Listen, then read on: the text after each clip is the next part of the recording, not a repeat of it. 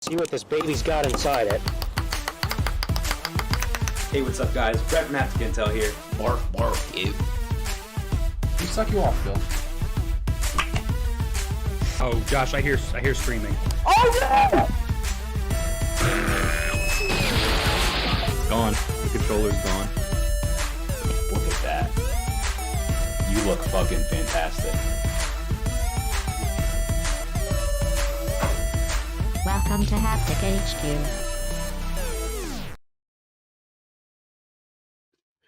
What is up, everybody? Welcome to Hapticast episode number 101. My name is Brett. My name is Josh Toll. I join my good friend Brett Roberts. My name is not Brett. My name's Brett. Your name is Brett. That's my name. What's up? How are you? What's going on? I'm alive. I'm living. Yeah, alive.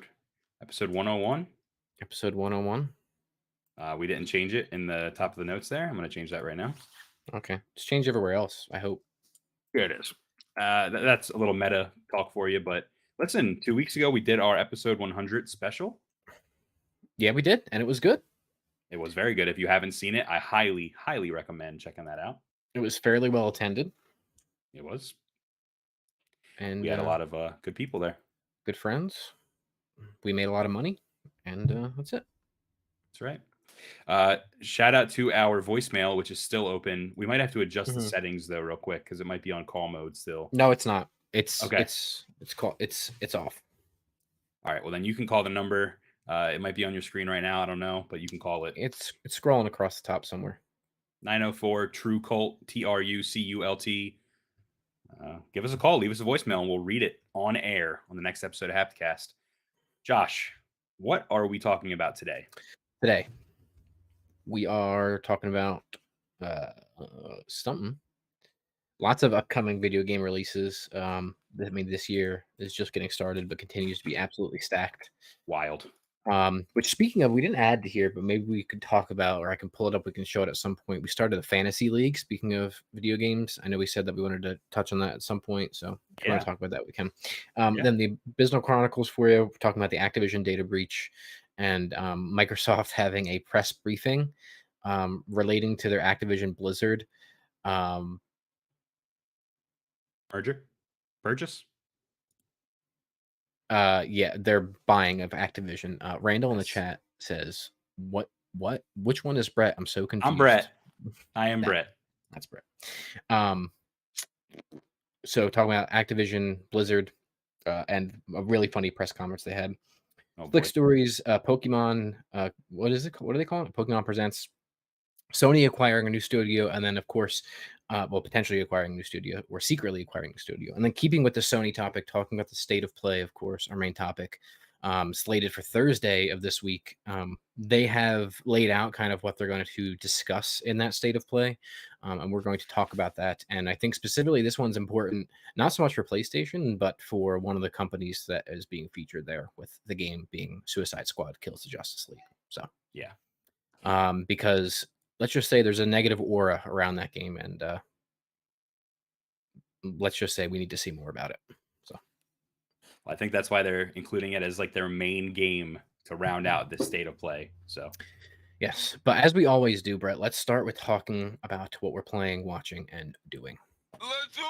let's do it, Josh. You want me to go So first? I will go first. Yes. Okay. I'm going to mention a movie that you and I have both watched over the weekend, and that movie is Infinity Pool by Brandon or Brendan. Brandon Cronenberg. Yeah. Brandon Cronenberg. I really like this movie a lot. So did I. I thought that the concept was something that we don't see often. I don't want to spoil it. I don't want to say what the concept is necessarily, but it really tickled something in my brain. And you know the kind of stuff I like. And I kind of thought you would like it too, because I think you and I share that. We share that interest in things. So yeah, this felt like if the M. Night Shyamalan movie was made correctly. You think so? Yeah. Island setting, weird shit happening. Yeah. You know? Yeah, for sure. A plot device used correctly instead of incorrectly. Very trippy. Yeah. Not as body horror gory as a usual Cronenberg movie would be, but definitely some disturbing imagery. Very. The masks are very disturbing that they wear. Very. I actually got, I swear to you, I'm not kidding. I actually got sick to my stomach when they showed the one mask for the first time, when there's like a band playing or whatever. And it was a mask that had a bunch of holes in it. And I'm not one to have that phobia of like holes. Yeah, like the Junji Ito thing. Yeah, I'm not one to usually have that phobia, but dude, I was eating something and I physically felt disgusted, and I was like, "Oh, I can't eat right now." Yeah. But overall, I loved it. What did you think about Infinity Pool? Yeah, I liked it a lot too. It is I don't know. I actually liked it more than a lot. I loved it. I really did. It tickled something in my brain, and I think the plot device, like the central plot of what's going on, is exceedingly creative. And it's just, I love when things are just presented as facts in film, where it's like, this is real. Yeah. This is it. And this is something that happens in our world. Yeah. And their world. They spend like basically no time giving exposition, and instead just show you how it is used. Right. And there's like there's at the center of the story, it's like a fish out of water story, right? There's like a constant game of chicken, but also there's just some awesome performances in the movie, specifically from Mia Goth, who just continues to be one of the most absolutely insane fucking people in film I've ever seen in my entire life. Yeah. Truly. She's so good. She is really good in more ways than one. And Randall says in the chat here, calls Infinity Pool weird and spectacularly done. And I agree. Yeah, so 100%. Good film. I think there's some people in our friend group, in our circle, that really scored it way too low. And I'm going to have to hold them accountable for it. So if you don't follow us on Letterboxd, you should. And you can go over there and see our thoughts. Links are in the description, whether you're listening to this live or on audio platforms later. That's right. All right, moving on. So I watched Infinity Pool, but I also have been watching some TV and some anime. Last night, I checked out the first episode of a newer anime series called Summertime Rendering. This is The fuck is that? It's like a thriller horror, but not super horror, but thriller horror romance drama.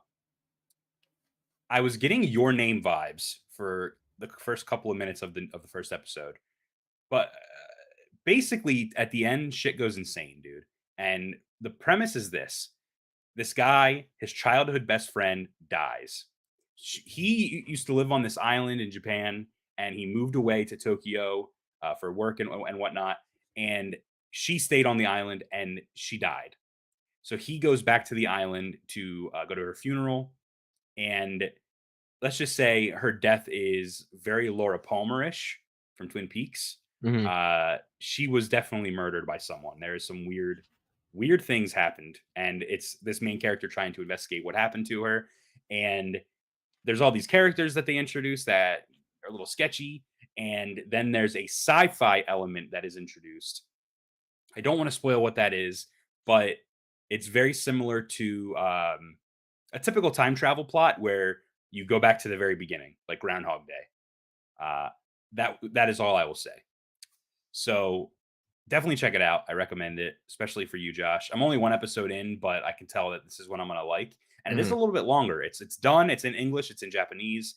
It's like 24 episodes or so. So it isn't a quick one. It's a longer one, but I'm thoroughly enjoying the 24 vibes. episodes isn't that bad. It's not. It's not like a Chainsaw Man where it's less than 10, but it's not that bad For now. And then, of course, this one I wanted to talk to you about as well. The Last of Us. We've caught up with the Yes. most recent episode, and I think we need to kind of just talk about how excellent that show has been so far. I think that show is really, really fantastic. Yeah, dude. I don't really know what else to say other than, first of all, I've seen some criticism about it. Not talking about episode 3. I'm talking about like just most recent episodes. People that played the game complaining about the time skip, which baffles me because that also happens in the game. And people complaining that they feel like Joel and Ellie are getting too friendly too fast. No way. And to me, it's like maybe that's more of a function of the medium, right? Is that you're not walking from point A to point B to point C together, right? There's no like interstitial dialogue. You're moving from plot point to plot point. Right. So I don't know. I fundamentally disagree with that. And I think We've seen in other shows, we've seen relationships form far quicker in far less runtime. Right. These are an hour, sometimes even almost 2-hour long episodes, Right. That we get for The Last of Us. That's an awful argument. That's an awful point. I agree. And even if it was done too quick, they're doing it really well. So Yeah. who cares? I don't know. I think it's really, really a wonderful show, and having played the game and then watching the show is cool to see what they're keeping the same and also what they're changing. So yeah, they're staying very faithful in certain aspects and they're deviating a little bit in other aspects. But I think for the most part, they're doing so to kind of ground it a little bit more in reality and kind of have their own take on it, something that fits for the TV medium. For example, slight spoilers, but Joel gets injured in the most recent episode at the very end. And how it happens in the show is, what is it, a baseball bat? yeah, It's like a shiv. Right, it just gets shoved into him. But in the video game, what happens is he falls out of a window and lands on something, Right. and it kind of impales him. So I don't know. That makes sense to me in Yeah. terms of like it went from such a big set piece action moment in a game to a kind of real fight in the show. Like everything in the show. I mean, we're getting to the same places. We're just we're just getting there slightly differently for the most part. Although there is one thing in this last episode which is basically verbatim from the game. The same not location physically, but location as in how it's set up, where Ellie and Joel are about to well, Joel wants to part ways with Ellie because he doesn't think that he's not the right person to take care of her. And they have this scene between them where they're both kind of explaining what's going on. And it is basically taken verbatim from the game. And it's excellent. It's really, really, really spectacular. I think we both agreed that like Bella Ramsey is literally perfect as Ellie. There's no question about that. And I think that Pedro is a really beautiful actor. And he is, I want to say underrated, but he's been in so much lately that I don't know if I could say that. But I think his performances are underrated. Yeah. He is so emotional in The Last of Us, and it's not even with his dialogue, it is with literally his emotions. He's showing his emotions, which is obvious, but he's he's showing everybody how he is so good physically in the suit of Mando. Right. And even just the thing they added with him starting to actually have physical pain from the things that are bothering him in his own mind and how he feels like he's not good enough. And also it's just a representation of fear because he's afraid he's going to lose someone again, someone very close to him, is a daughter figure, right? Right. Yeah. So I love that addition. That's not in the game at all. No, it's not. And people were complaining about that too as a negative. I hate people. I don't know, man. I mean, maybe it's not landing for some other people the same way it is for us, but it seems like it's pretty universal praise. And to me, I mean, I've played that game 4 times, 5 times, played part 2 twice, which we won't even get into the foreshadowing to part 2 in here. Oh yeah. But I don't know, man. I think at the core of, even if they completely changed a bunch of stuff, at the core of it, like The Last of Us is about love specifically and how that forces you to become basically a terrible human being. And it will make you go places that you really should not go. And this Right. show is like pinpointing that perfectly and adding elements to both characters that help illustrate that in some ways even better than the game does. Right. And I think it's really wonderful. So Right.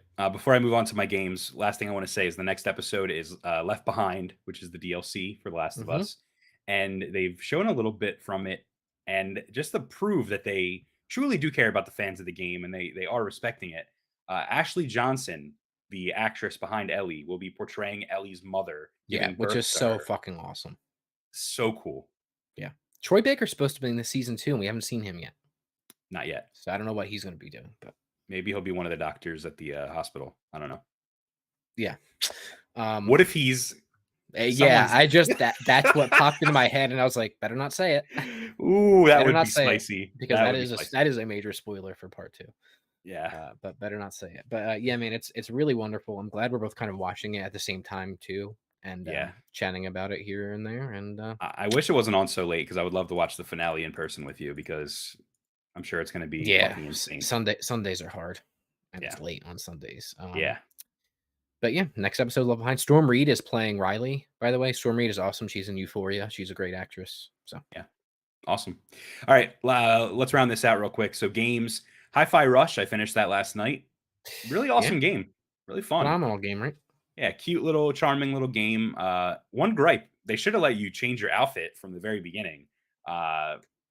Because that's such a cool feature that you can change all the It is. costumes. And I was like, damn, I wish I could have done this in the very beginning. So apparently the second playthrough with opening those secret things completely changed the narrative and changed the ending and set up a sequel. Really?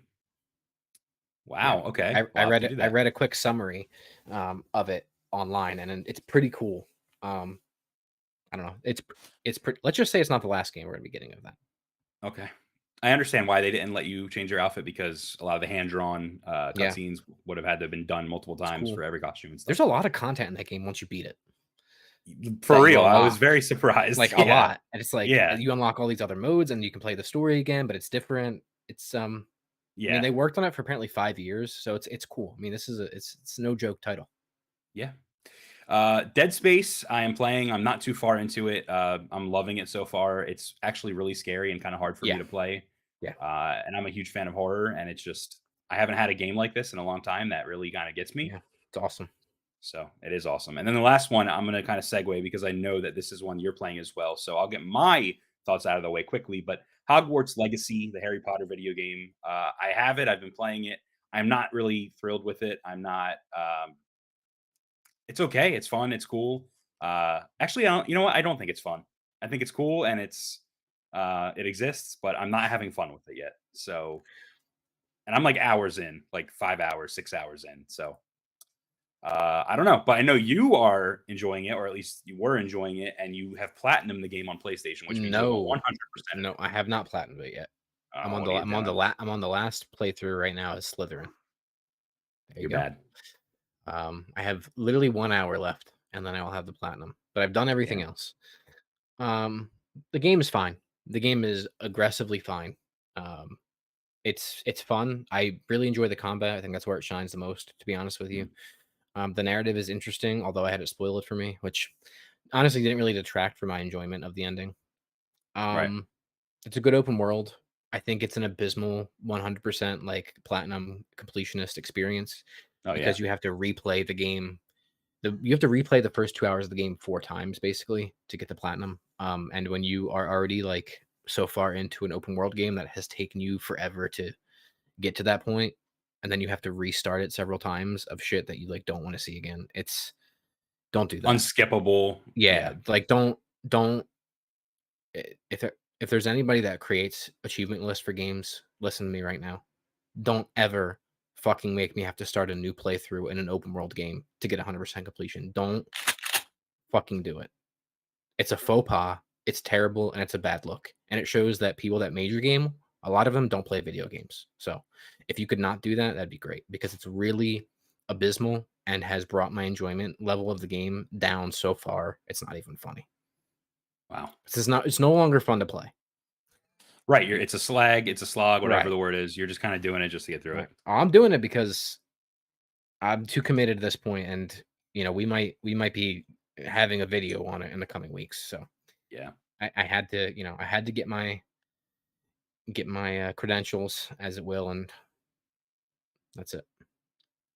All right. So Hogwarts.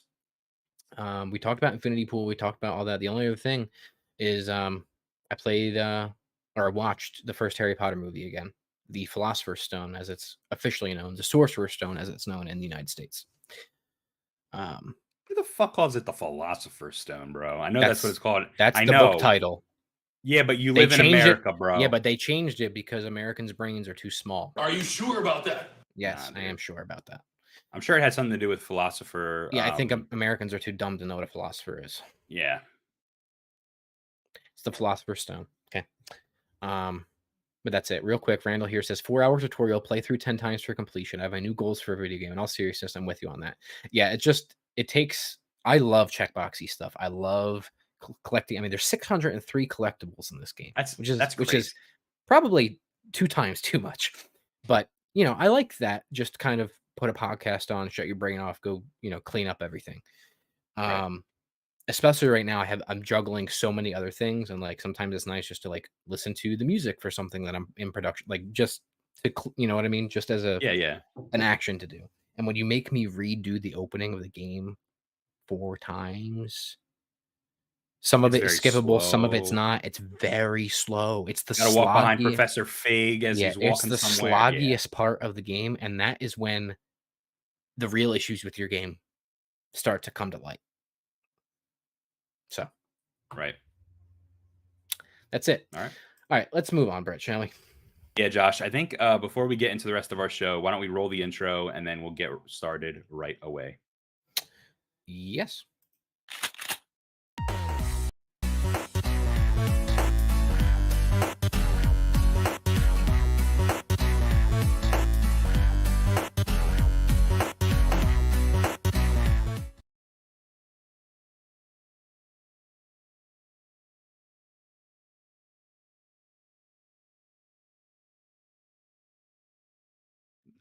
All right. So the thing was that all the scenes were set up for the 100th anniversary, the 100th episode. And so it was the short intro. So. Oh. So we're here? Yeah, we're here. We're live. My bad. So we're here? Yes. It's time to go. Ladies and gentlemen, welcome to Hapticast. Today we're going to be talking about the upcoming video game releases. And boy, as Josh mentioned at the top of the show, there are quite a lot of video games coming out. So first off, today we have 2 very big games. First of all, we have Atomic Heart releasing for PC, PS5, Xbox Series S and X consoles, PS4, and Xbox One. I'm hearing mixed things about that game. I'm really curious. Yeah, very divisive reviews, but it's on Game Pass if you want to check it out. Yeah, I'm looking forward to trying that. And then Like a Dragon Ishin, that's a Yakuza game, right? Correct. That is coming out for PS5 and PS4 today as well. So yeah, that is getting reviewed very well. Really, I saw 80s, which I guess is not very well to you. The fuck is your standards, dude? It's very, very good. Is your standards 84 like Hogwarts Legacy? No. PSVR 2 comes out tomorrow, ladies and gents, and I'm here to tell you, it's on its way to my house right now. So you're gonna have a full review for us next week. I will have a full review of some of the launch titles and the console, it's considered a console, but the console itself. So I'll update you on that. We're not going to talk about all the games that are releasing because some of them are updates, some of them are there's like 50 ports. Yeah, there's a lot. We're not going to talk about any of those. I will talk about those next week, so you got to stay tuned for that. Company of Heroes 3 comes out for PC on February 23rd. Josh is so down bad because he chose that as a counter pick in our video game draft, so that's not good for him. Marvel's Midnight Suns Venom DLC is coming out PC, PS5, and Xbox Series S and X on February 23rd. That's going to be pretty sweet. Fun fact, they still haven't updated it, so I still get Motion 6 playing that game. So that's awesome. Sons of the Forest. Didn't know this one was coming out. Early access starts February 23rd. Yeah. What does that mean? Early access starts on February 23rd. Supposed to have full release in I think June. So what the game? It's early It's like a access, beta. but It's a beta on PC. so you can't beat it. I don't know. Kerbal Space Program 2, that's a big one. PC, PS5, Xbox Series S and X, PS4, and Xbox One on February 24th. Mm-hmm.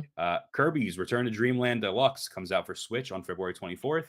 And Octopath Traveler 2 comes out for PC, PS5, PS4, Switch, and that's it on February 24th. Yeah, Octopath Traveler already getting reviewed well. So right. Is that one you counterpicked or no? That's on my team. Oh, okay, good. Josh drafted Octopath Traveler 2. All right, let's start off with the Abysmal Chronicles. You want me to take the Abysmals and you can take the Slicks? Yeah, let's do it. Ladies and gentlemen, this is the Abysmal Chronicles. All right. Hit us with it, Josh. What do you got? That would be the Slick Stories sound, if anything. The Abysmal Chronicles has to be like a fart, dude. All right, hold on. Like a wet fart. All right, hold on. Nope, that's not it. Was that Tenet? Yeah, it's called, in my thing, it's called Sus Horns. I don't know why. Oh, this is, ladies and gentlemen, the Abysmal Chronicles. The stories that are just a little bit too abysmal to be considered for a main topic. Yeah, and also are actually very abysmal this week. All right, Brett, so I don't know if you heard, but there is a data breach within Activision. I heard about this. So, unknown hackers stole internal data from the games giant Activision. Last Sunday, the cybersecurity and malware research group VX Underground published screenshots of data purportedly stolen from Activision, including the schedule of planned content to be released for Call of Duty. I heard about that. On Monday, Insider Gaming said it confirmed the data breach after obtaining, quote-unquote, the entirety of the stolen data. According to Insider Gaming, hackers stole employee information such as full names, emails, phone numbers, salaries, places of work, addresses, and more. Bye-bye. Now, that sounds bad, but I do want to also add, other outlets have been reluctant to fully confirm the breach or its legitimacy. However, Brett, Activision spokesperson Joseph Joey C. sent the following statement. Joey Chestnuts. Quote, the security of our data is paramount, and we have comprehensive information security protocols in place to ensure its confidentiality. On December 4th, 2022, our information security team swiftly addressed an SMS phishing attempt and quickly resolved it. Oh, no. Following a thorough investigation, we determined that no sensitive employee data, game code, or player data was accessed. So they fell for an SMS phishing scam, dude. Yeah. So what is interesting to me is that this definitely happened at the end of last year, and now whoever had that information is definitely releasing it. Yeah, because I saw that they leaked the plan for Call of Duty, like what games are going to be coming out and whatnot. That is kind of old news at this point. Right. But the employee information thing and all that, that's pretty wild if that's real. So it's bad. Activision's bad. You know, everybody should just let Microsoft buy them. Although I doubt this is going to fix it. The thing is, like SMS data, phishing scams and stuff, that's something that like my company gets hit with of like, 300 people max. Activision is huge, $1 billion corporation. I don't understand how their IT department lets this AI can run your anti-phishing fucking systems at this point. I mean, don't like this. It's inexcusable. This is a multi-international billion-dollar company. Multi-billion-dollar company. And you fell for a phishing scam. Okay. I don't like that. Okay. That's ridiculous. I don't know what else to add to that other than okay. And that's bad. And the employee information is bad. So they don't need bad press right now either, considering everything that's going on with Blizzard and everything that's going on with Xbox. And speaking of the following, though, on that bad press element of it. Yeah. Today, Microsoft held a press briefing on the Activision Blizzard King deal. Brett, some of this is going to read to you like a sketch comedy bit. And oh no. This is so awesome. It's not even funny. I want you to buckle up because this is incredible. So listen, we're not going to get into the legality or the specifics of this deal. We're not lawyers and we've talked about it before on the channel. But this is awesome, and I had to make us talk about it. So Okay. Microsoft had a press briefing in Brussels to address the future of its $68.7 billion Activision Blizzard buyout attempt.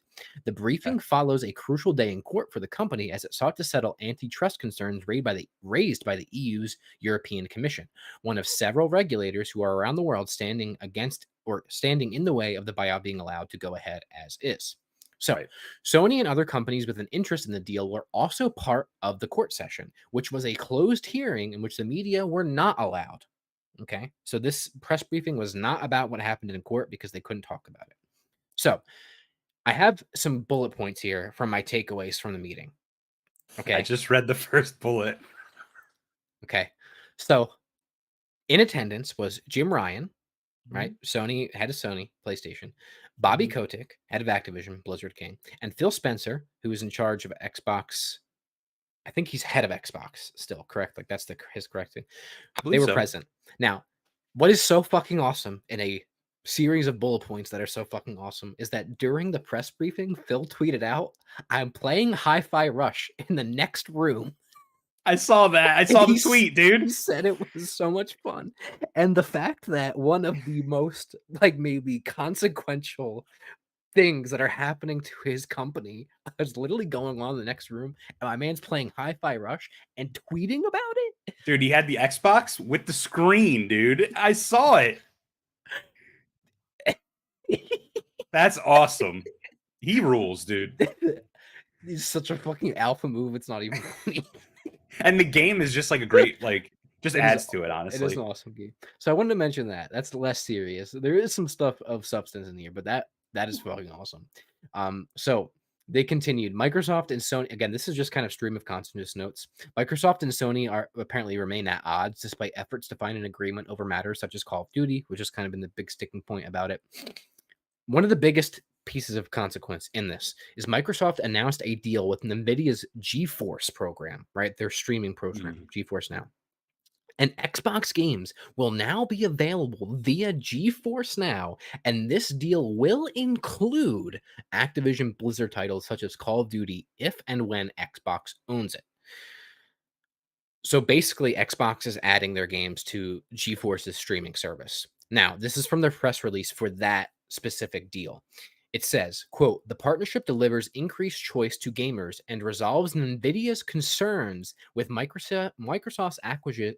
Oh my God, I can't talk. Microsoft's acquisition of Activision Blizzard. NVIDIA is therefore offering its full support for regulatory approval of the acquisition.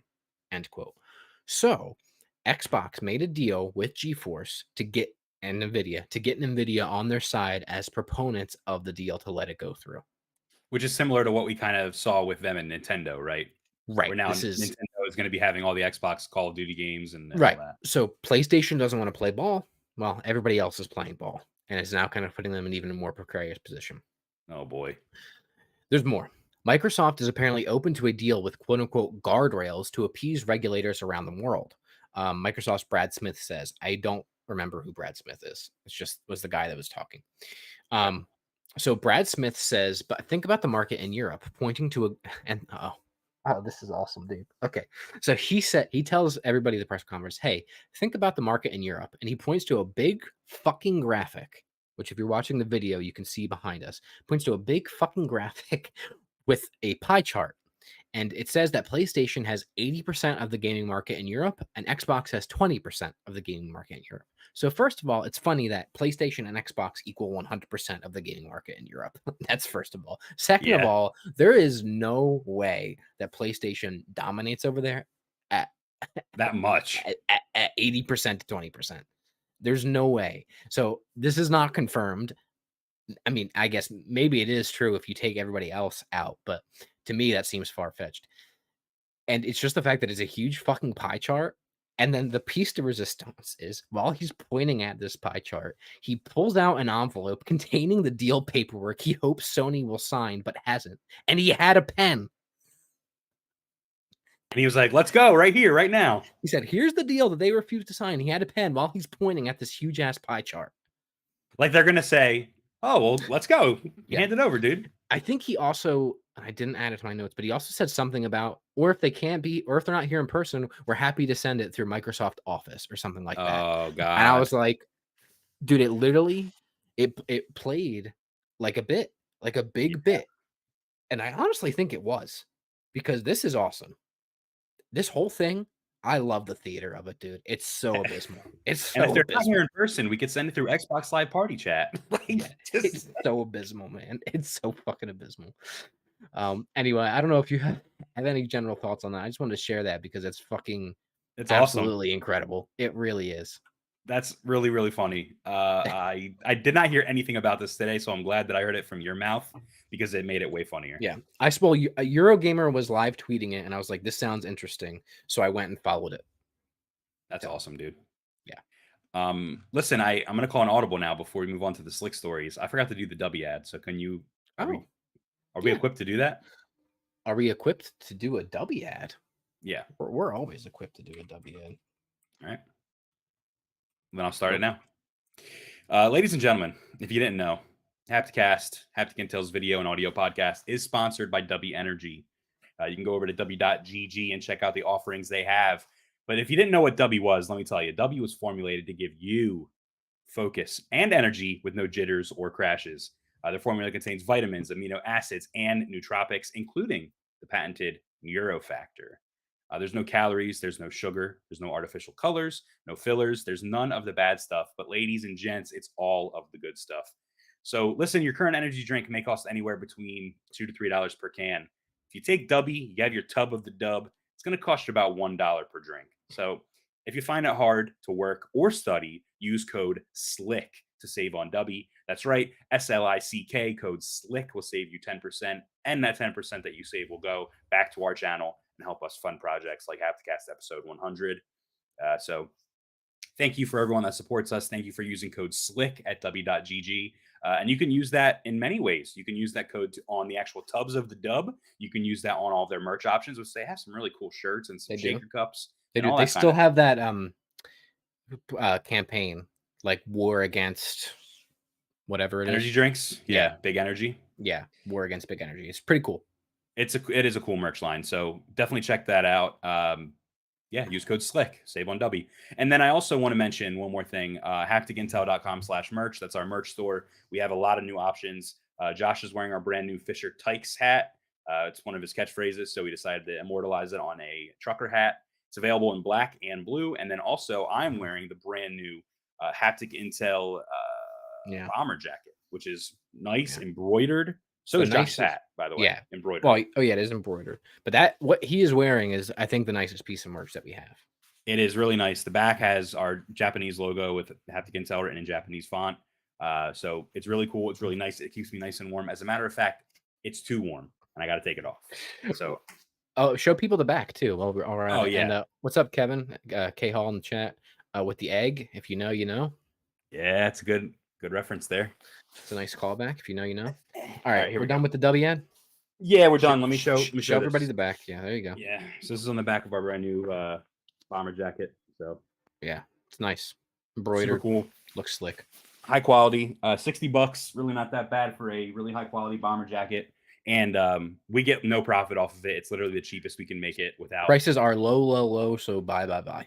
It's the cheapest we can make it. So and if you don't like it, contact Streamlabs, not us. That's right. And you could donate to us too, which goes directly to us. Actually, in episode 100, we had someone donate $100, which was super cool. So shout out to Steven for donating, and shout out to you if you donate. Yeah. All right. Enough shilling. Slick stories. Yep. Pokemon. Yeah. All right. So let me scroll down here. Okay. Slick stories. Yeah. A special Pokemon Presents is coming next week. Josh, this is big news. I know it might not sound like big news, but it is. I'm so done with Pokemon, but I'm here to listen to you tell me about it. All right. So a special Pokemon Presents is coming next week. The official Pokemon Twitter account has confirmed. It's coming February 27th at 6 a.m. Pacific, which is very fucking early. 9 a.m. for us. That's standard for Nintendo and Pokemon. So the presentation will contain about 20 minutes of exciting Pokemon news. What day did you say it is? I'm sorry. The 27th. Okay, that's next Monday. Okay. Yeah. The presentation will contain about 20 minutes of exciting Pokemon news in celebration of Pokemon Day 2023. Mhm. So I wanted to speculate like what we might see, but before I do that, I'm going to tell you what we got at last year's Pokemon Day Presents presentation, because I think That's that smart. can kind of it can help us think about it a little better Mhm. and what they're going to show off, right? Mhm. I do know what I do. Okay, yeah, go ahead. All right. So one of the things they showed off was the addition of a Alolan Pokemon in Pokemon Go. Mhm. So this was simply just taking the Pokemon from Pokemon Sun and Moon and adding them to Pokemon Go. Mhm. Pokemon Masters EX 2.5 year anniversary Mm. event. This is just a mobile game, and they were celebrating with an event. Mhm. Pokemon Cafe Remix also had an event. This is another app that they have, another game. They just put out an update. Pokemon Unite, new Oh, update for that came out and was damn, I announced. New forgot about that characters. fucking game. That was a fun game, actually. I love MOBAs, dude. I really do. I like that game. You can listen. You can shoot me, but it's like the thing is though. It's like it's very addictive to me, dude. Yeah, they And are. League of Legends. Let me just tell you, I was the best ADC this side of the Mississippi, and Don't know what that means. Pokemon You should have Unite said tickled that itch. this side of the jungle, because I know that's a term that they use as well. Wow. All right, Moving keep on. going. All right, so this is where we start to get like the actual video game stuff. We got Pokemon Brilliant Diamond and Shining Pearl, which were the remakes. The Shim Shaman Cam? event. Mhm. So Shaman is a legendary Pokemon, and they released an item that you could get to unlock Shaman and catch Shaman in your game. Pokemon Legends Arceus introduced the Mm. Daybreak update, which was Mm. a brand new first update for Pokemon Legends Arceus that added a whole bunch of new stuff. Pokemon Legends Arceus, the web series, was announced, which was like a short little web series anime that they released alongside the game. And then finally, to round it out, the last thing that we saw was the actual reveal for Pokemon Scarlet and Violet. All right, so then this year we're gonna get the DLC for Scarlet and Violet.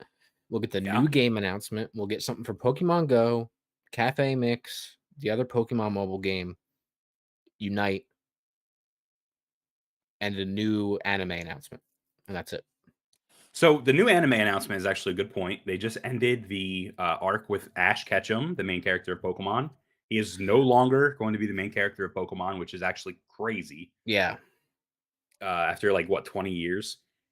So they're going to be introducing 2 new main characters that are going to be taking over and a new anime series. So this could be a good way to kind of introduce them and do a little introduction for that. So that's a good prediction. Here's the thing: I don't think we're going to get a new mainline Pokemon game shown off or teased because we just got one. I think it's remake time. So I think this year is where they show off a remake. Whether that is, I guess it would have to be Black and White because they just did Diamond and Pearl. So I think they're going to show the Black and White remake or something of that in that nature. You don't think they're going to keep the cadence with 2 kind of mainline games every year? They might, but I think that the mainline game is the remake. Yeah, I think it's too far. Like I think it's just too far. Like Yeah. I don't see that coming.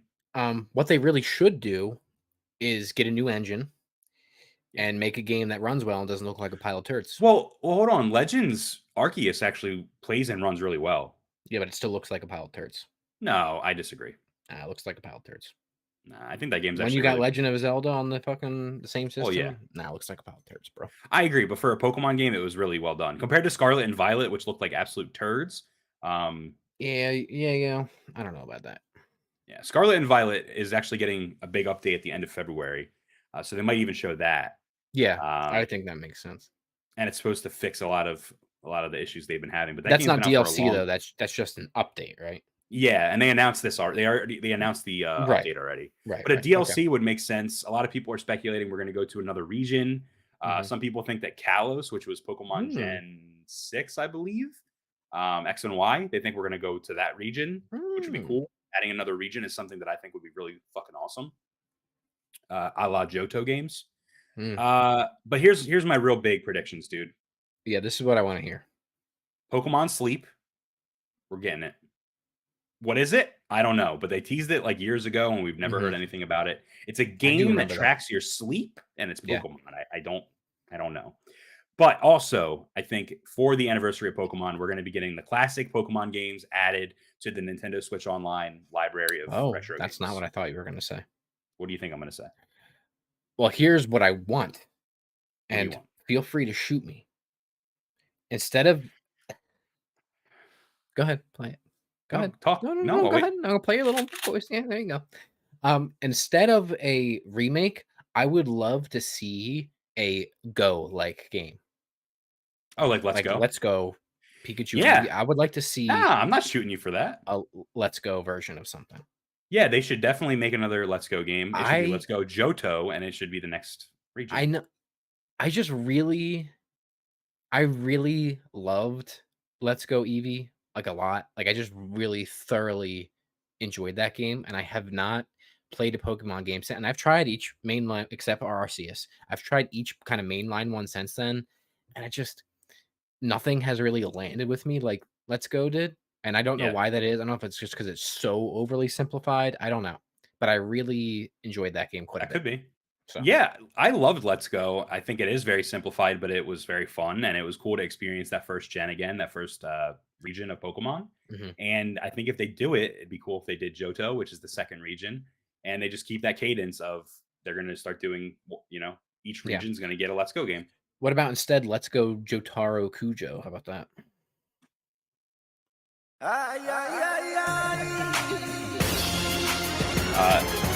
That would be awesome, dude. JoJo crossover, but I don't think that's going to happen. Hell yeah, dude. But no, what my original prediction was the classic Pokemon games getting added to Nintendo Switch Online. I think No, I like that. it's a no-brainer. A lot of people already speculate that that's going to happen. There was a disclaimer back in the day on the Pokemon Stadium, which is on there. Yeah. And it said that you can't transfer Pokemon to Pokemon Stadium on the Switch. That disclaimer is now removed. So a lot of people think that these games are like inevitable. They're coming. Ooh, nice catch. So there's that. All right. Moving on. Next topic here in the Slick Stories. All right. Sony has quietly acquired a new studio. Mhm. The story is coming from Game Rant. Mhm. Sony allegedly added another studio to its growing family with the acquisition of Ballistic Moon. Do you know who Ballistic Moon is without reading? I'm already intimately familiar with this because Colin Moore already talked about it on Sacred Symbols. So, all right. So we're just stealing the story. Ballistic Moon. I won't answer your question yet. Ballistic Moon, if you don't know, is a Southeast England-based development studio founded by former Supermassive Game staff who worked on games such as Until Dawn. Financial services from PitchBook have posted an entry about Ballistic Moon, and on the page it states that Ballistic Moon was founded in 2019 and currently has 47 employees. Mhm. However, an extra detail to note is that its ownership status is labeled as acquired/merged with its parent company labeled as Sony. So, Josh, Right. my question to you is, what do we think their place will be in the Sony PlayStation ecosystem? So here's the long and short of it. You can take this to the bank. Okay. PlayStation realized that they made a big pooping mistake with not having a team like Quantic Dream or Supermassive to do narrative, multi kind of choice, experiences where choice matters, right? Very cinematic, interactive movie type of experiences, right? And Supermassive slipped right through their hands. The company that had a 30% stake in them acquired 100% of them. 2K, right? Yeah. So they made a big poopy stinky mistake, and they were like, damn, while those games, well, I think the Quantic Dream games are excellent at a different echelon. While the Supermassive games, other than Until Dawn, I don't think any of them have been as good as Until Dawn, but they sell really well. They're really popular. And every time those games drop, they're at the top of the charts. And there's massive communities behind them. And people really, really like them as like B tier little gaming experiences. Mhm. Right? And they're fine. Some are better than others. But PlayStation realized, oh shit, we made a mistake. So some of these other people have left and formed their own studio. And they've probably been working on a game for a little bit at this point, because I know part of that a pitch book thing was they booked like mocap studios and a bunch of other stuff, which I don't know if you have in your notes or not yet. I'm not looking No. at them anymore. No, that's all I have. They haven't made a game yet. No, So but they have booked mocap studios within PlayStation, like PlayStation's mocap studios. So this game might have been in development for a while, whatever they're doing. And anyway, PlayStation realized they made a mistake, so they acquired a studio to fill that niche for them. Just like Nixie's for PC ports, just like this studio for this studio for this. This is PlayStation's interactive movie experience studio. That's what I think. I think you're right. Yeah, I definitely think that's one of the possibilities. The only other possibility I can think of is there's simply going to be a support studio. That too. And it's a studio that just, steps in when a big project is kind of suffering and they need to bunker down on it. So right. And that's why some of PlayStation's biggest games, God of War, Horizon, are so polished and so well received and have so much depth, is because they have like 2, 3, 4, 5, 6 fucking support studios in-house helping them. Yeah. And that's where the quality comes from. So I'm not going to stuff my nose at support studio, but yeah, it's one of the two. It has to be. Yeah. My other choice was a new narrative-driven IP, which is exactly what you mentioned. I just saw something, by the way. Speaking of Horizon, apparently Horizon cost $150,000 or $150 million to make, or some shit like that, in development. Forbidden West? Yeah, That's cheap. you think so? For that caliber game? That's a lot of money. You know how much Callisto Protocol cost? How much? Double that. Really? Yeah. That game was poop. So $150 million, yeah, that's cheap for a big game like that. Okay. Well, you heard it here. All right, so look forward to seeing Sony announcing some games from Ballistic Moon. Hey, maybe we see it at the State of Play, which let's talk about that. Yeah. So our main topic for today, ladies and gentlemen, is the new State of Play. So Sony announced today that there is going to be a new State of Play. It returns with its first show of 2023. They said, get ready for new looks at some anticipated games from our third-party partners, as well as a first glimpse at 5 PlayStation VR 2 games set to arrive later this year. Then settle in for more than 15 minutes of all new gameplay details and updates on Suicide Squad Kill the Justice League, the next game from Rocksteady Studios. This all begins on Thursday at 1 p.m. Pacific, 4 p.m. Eastern. Real quick, Brett, Steven was asking about the Horizon thing. Does that include marketing budget? I don't know. I just saw a headline. Okay. Well, there's your answer, Steven. Sorry. And if you're asking about Callisto Protocol, I don't know either. Okay. So let's get back to it. State of Play. I think, well, first of all, PSVR 2 kind of makes sense, right? With the launch of it, kind of giving that little showcase. And then I think the biggest thing and the most important thing, and the thing that I really want to talk about, is Suicide Squad Kill the Justice League being here. Okay. The last kind of public facing thing for Suicide Squad, right, was the leak of that image, which we got copyright stricken for. What was before that? Was that when they announced that Kevin Conroy as Batman? Yeah, at the Game Awards. So the last real thing we had was a poopy fucking moment in what do you call it, in the media, being that leaked image that looks like there's going to be microtransactions, and the UI looked abysmal. Yeah. Now Rocksteady is a good studio, so I'll give them the benefit of the doubt for the most part. But this game's been in development for a long time too, 7 years. Right? Yeah. Like, it's been in development for a long time. It's been delayed a few times. And to me, I'm sitting here and I'm like, just as a consumer, there's no, I don't know. Just as a consumer, I'm sitting here and I'm like, I have a bad feeling about this game. And that's no disrespect to Rocksteady. Again, I think they're a phenomenal studio, but I don't know. Listen, I think a lot of people feel the same way as you. I think a lot of people share that sentiment that they aren't sure about Suicide Squad Kill the Justice League, because here's the thing. It's Rocksteady, which is a studio with a great caliber, a great portfolio of games. They know what they're doing. They know how to make great games. But here's the problem, though. The IP that they chose to make a game in is the Suicide Squad, which is a film franchise that has had one major flop, and one pretty good film. Yeah. And I think that right there is already step one. Then step 2 is they're deviating away from their single player experience, single player campaign based formula of making games, and they're doing an online co-op experience. Right. That's another point against them because you're not so sure. And then finally, you have leaked images of microtransactions in said multiplayer. Which we can't show again because we'll get copyright strike. We did get the copyright strike from that, which is really, Fuckers. really shitty. But so there's like these 3 things that are just kind of lingering there. And I don't think you're wrong to feel that way. I think a lot of people feel that way. I certainly do. So maybe this 15 minutes of new gameplay and updates and whatnot is them going to sell it to us in 15 minutes. But and I don't know. And I think I look at all of the gameplay, the gameplay trailer that they had, and there's just nothing has been like, wow, like I can't fucking wait to play this. You know what I mean? Yeah. And I want to be that way because it's Rocksteady and it's Suicide Squad, and I love DC and I love Rocksteady, and they have done nothing but awesome work.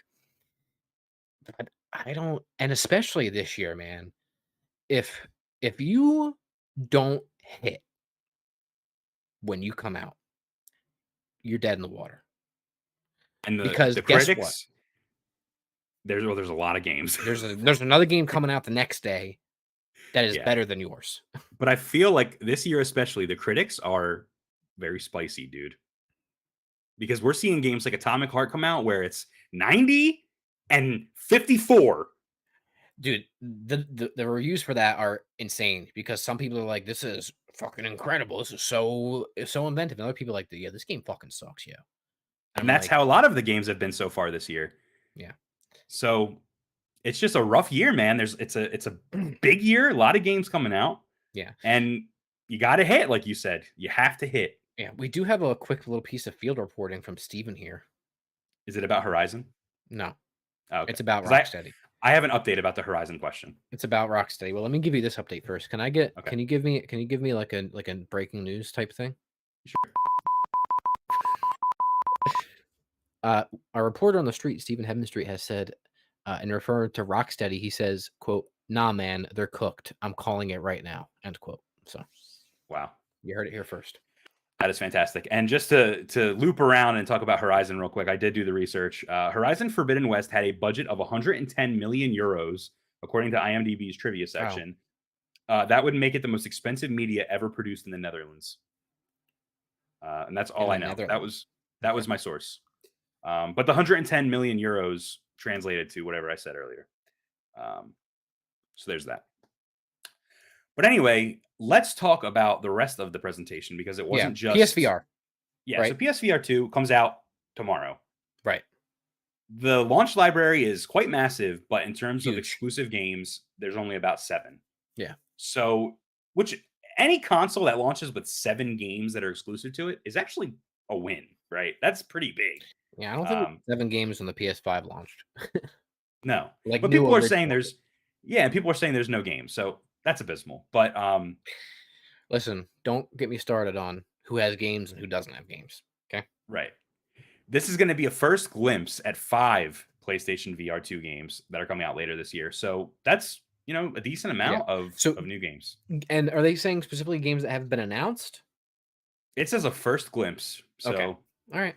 So first glimpse. I also hope they'll probably have some sort of highlight reel. I don't expect we're going to see much of the games that have already been announced, right? Because 5, that's a lot, man. And you and I were talking about earlier, there's one game I hope specifically is in here. But it doesn't fall under the first glimpse. First glimpse for PSVR 2, maybe. Maybe. Half-Life Alyx. Yeah. Yeah. So we'll see. We'll see. I mean, there's a couple of other games. What's that one shooter game? Crossfire or Crossfire, whatever it's called. So X-Defiant, dude. Whatever that game is, the shooter game. They haven't shown anything. I think it's Crossfire. I think you're right. Okay. So maybe that.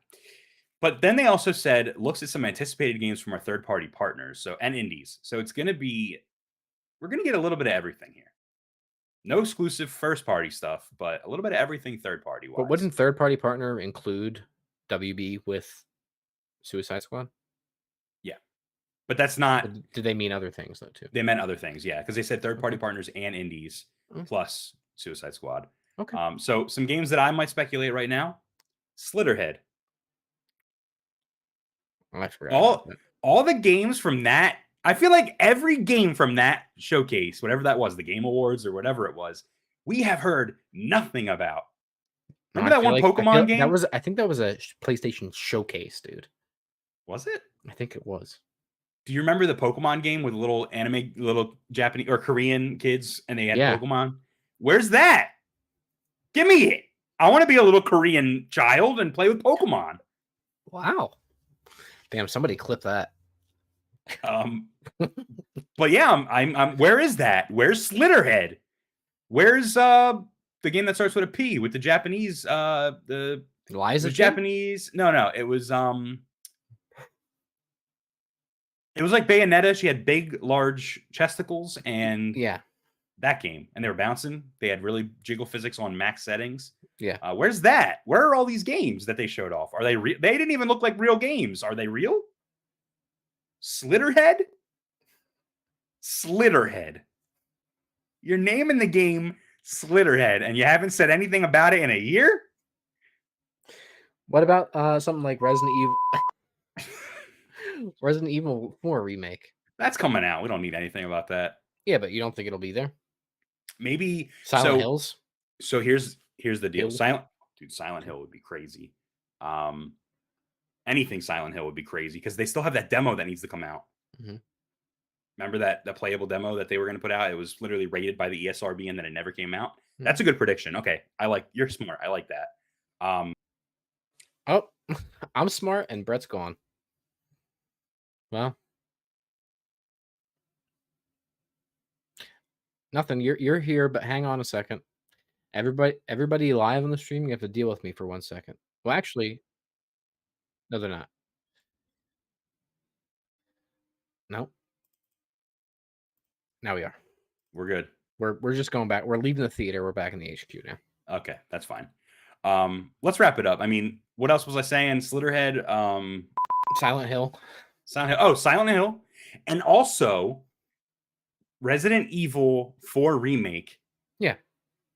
They announced it was going to have PSVR 2 features, and they haven't said a thing about it since. So maybe that's going to be one of the 5 I thought games. that was going to be at launch. Nope. How's it going? The game isn't out yet. Oh, you mean the game's launch? I meant Resident Evil 8. Sorry, never mind. Oh, that's at launch. Never mind. Sorry. That is already out. Never mind. Okay, let's end this. So yeah, I'm excited. New State of Play. Thursday at 1 p.m. Pacific, 4 p.m. Eastern. I'm going to be watching it. So that's that. All right.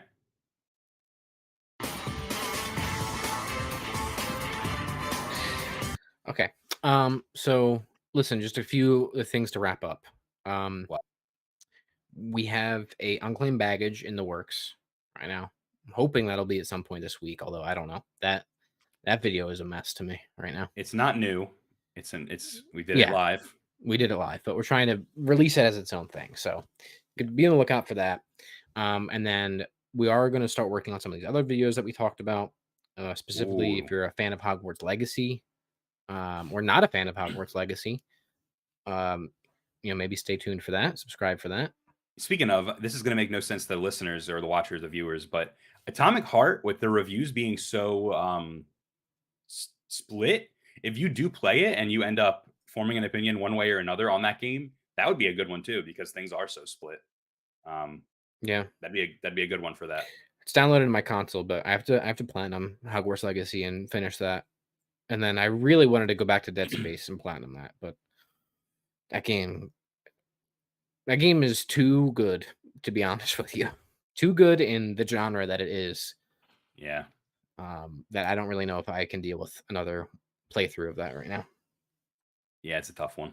So, but yeah, I mean, I'll try Atomic Heart out, and we'll see. All right. Well, yeah.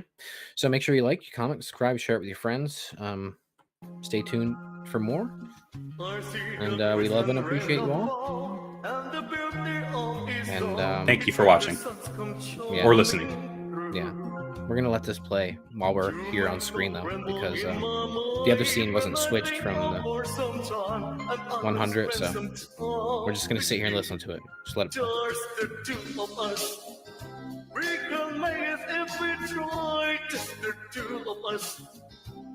Just the two of us. Okay, goodbye. Oh no, we are here.